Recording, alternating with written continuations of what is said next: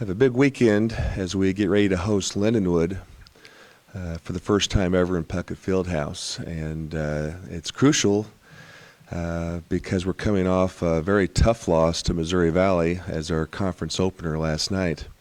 A couple things about last night's game, and typical Missouri Valley Central Methodist game. I think one of the problems we're finding ourselves this year is we're starting off slow.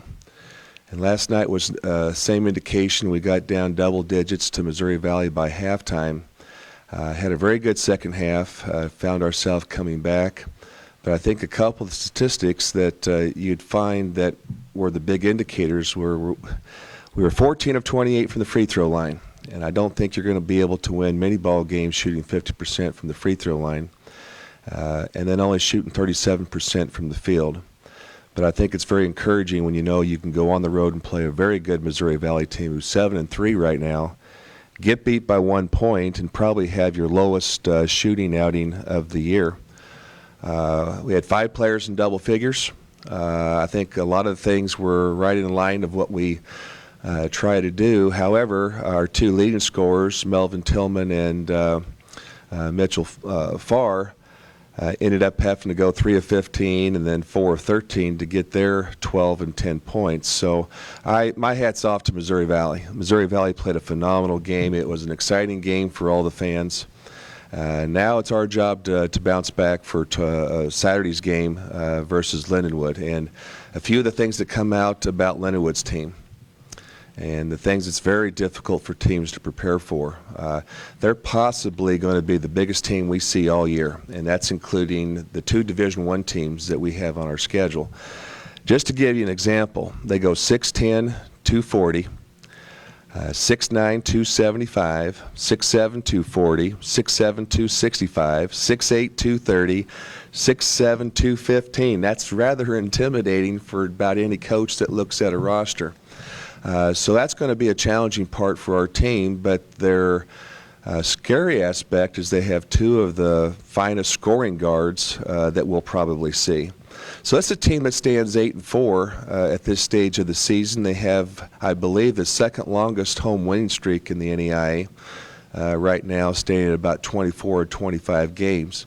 So we'll get an opportunity to play them at their place early January, but this is our opportunity to see if we can't rebound from a subpar game, I think, on our part, though it was a very competitive game, and bounce back and play a very, very strong Lindenwood team.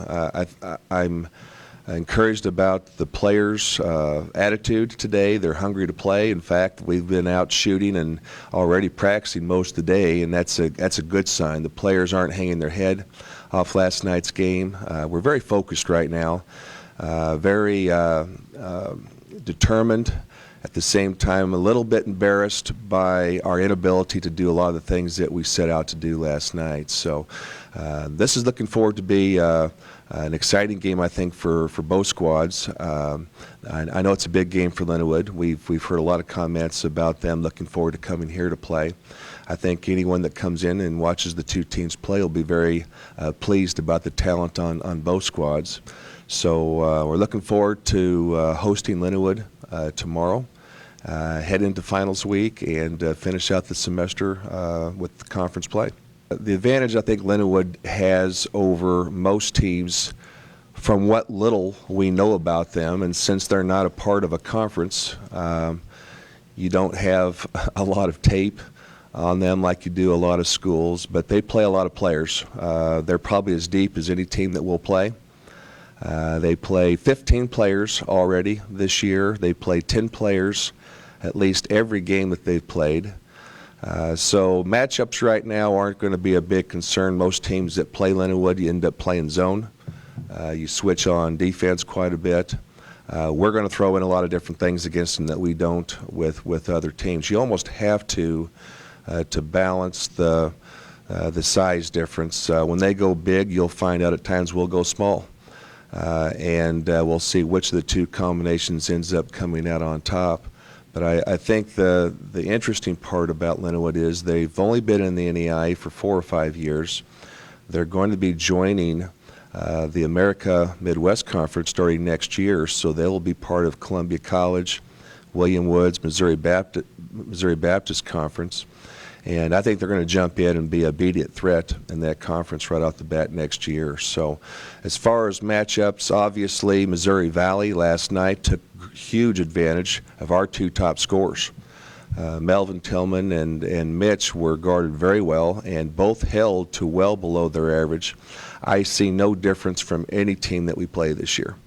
I think Lindenwood's going to have a couple people that's going to key on those two individuals very hard, and it's going to be very important for the rest of our team to stay focused.